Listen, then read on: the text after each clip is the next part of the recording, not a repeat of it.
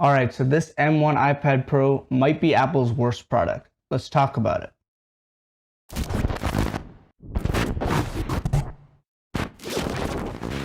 Hey, what's up? Raj here. So let me preface by saying that I'm completely being 100% real when I say this might be Apple's worst product by far. And I'll explain why in a little bit, but I've been daily driving this iPad for about 6 months now, so I purchased this as my personal computer to replace my old Surface Book. Specs concerned, this is the 12.9-inch 1 TB version with 16 gigs of RAM, running the new iPadOS 16 Beta 6. So has a mini LED display with insane contrast ratio. Not quite OLED level, but still the blacks are very deep and the color is very rich. So HDR video looks amazing on this device. I'm not sure how Apple is doing this, but in the recent devices they've released, like the speakers have been absolutely fantastic.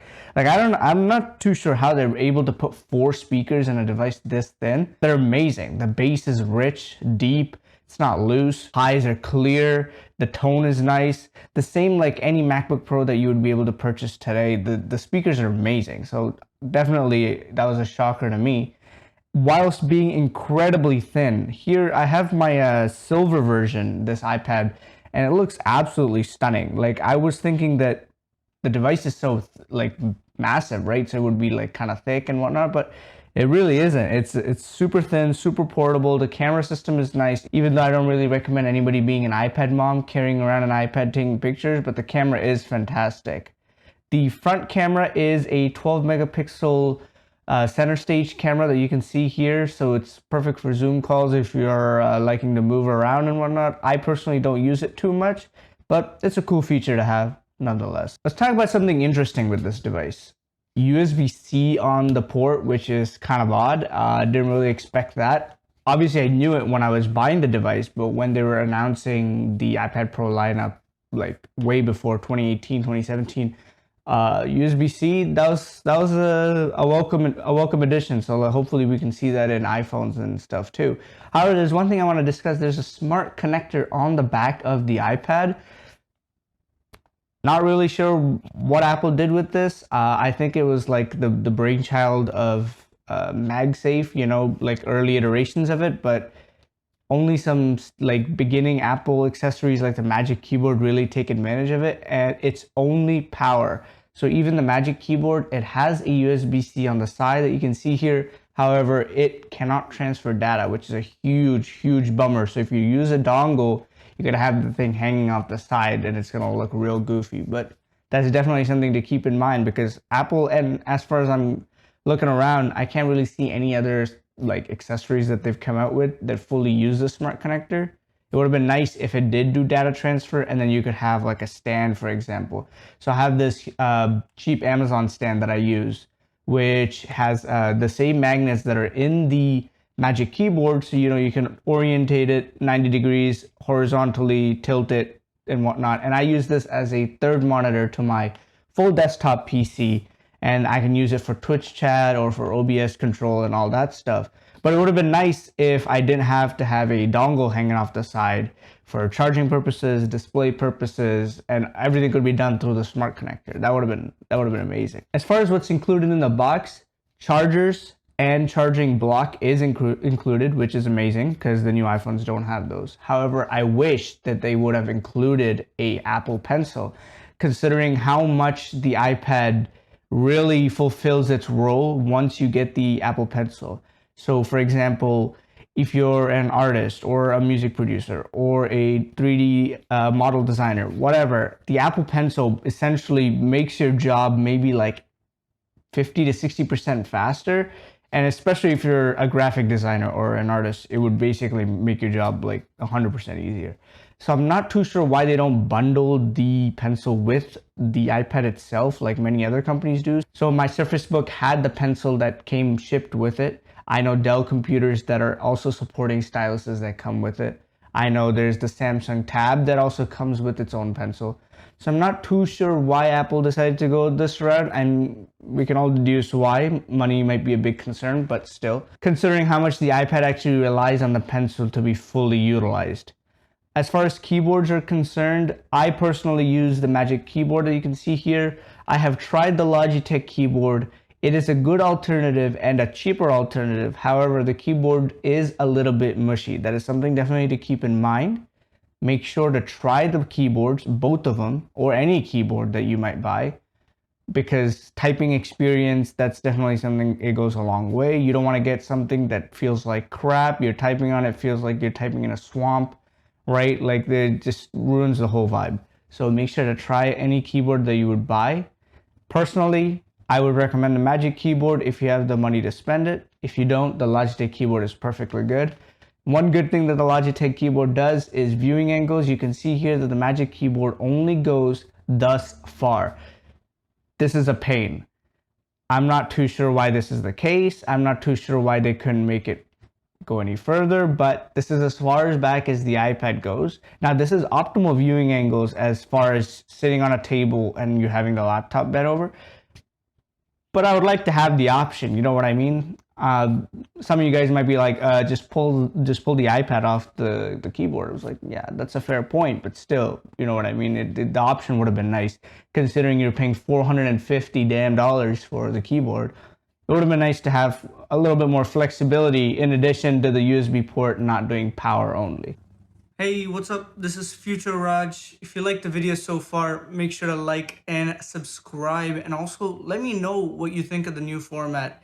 If I can do anything better. I'm still learning. Maybe you think the script is too dull, the shots are too doggy. Help me out. Let me know down in the comments below. All right, back to the video.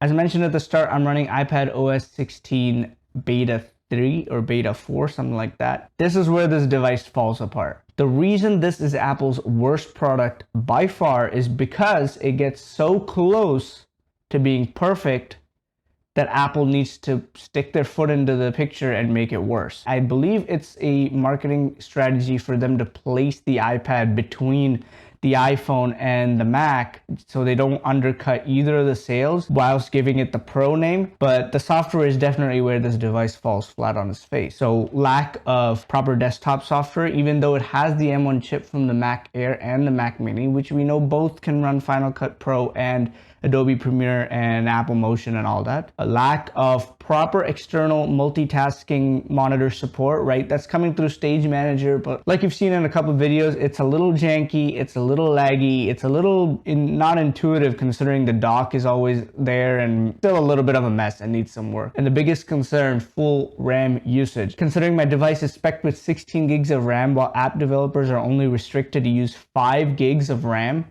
per application, is just mind-boggling to me. And that's these three things in combination to me is where the device goes from being near perfect to complete garbage for some people, because this is advertised to be as a laptop replacement, right? So, but let's talk about the good in the software. The software, super smooth, like we expect from iOS, extremely smooth, extremely clear images.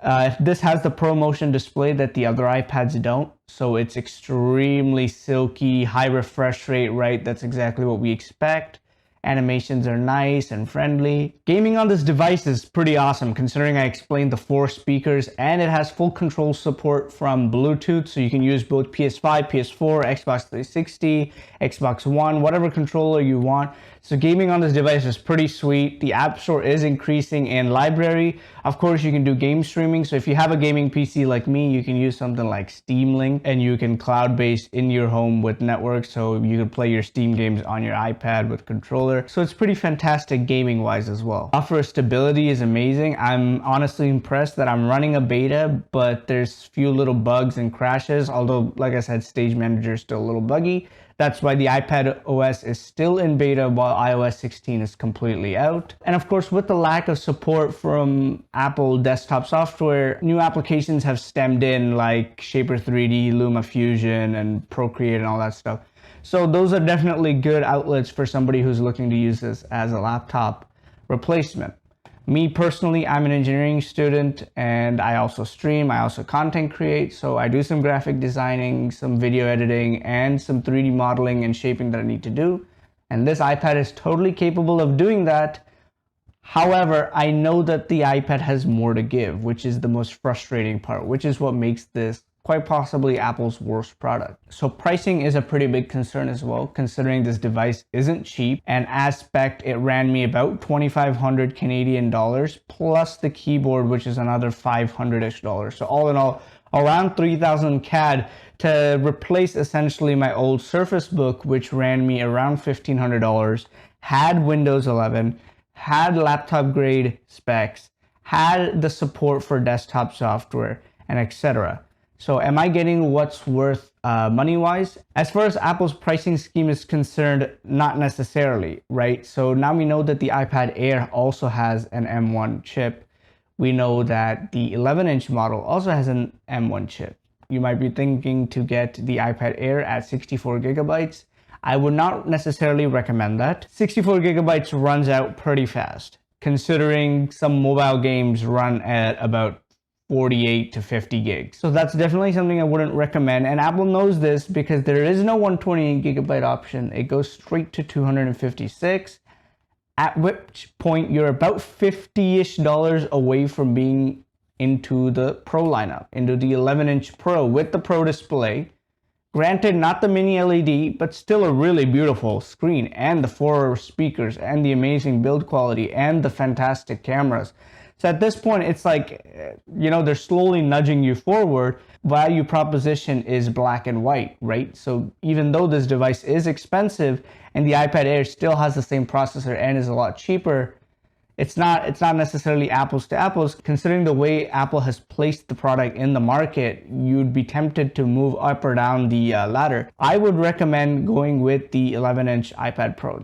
I think that's the sweet spot. You get the iPad Pro name, you get the Pro display, you get the fantastic camera set and the build quality, which of course the iPad Air also has, but you get the nice thin bezels, right? The iPad Air has some fat bezels for 2022. That should be borderline illegal. You should not be allowed to have bezels this thick. As well as software updates, maybe in the future. For example, Apple might reconsider their decision on allowing desktop software on the iPad Pro. I hope you guys enjoyed watching this video. I wanted to just give a little explanation as to what I think of this device in 2022.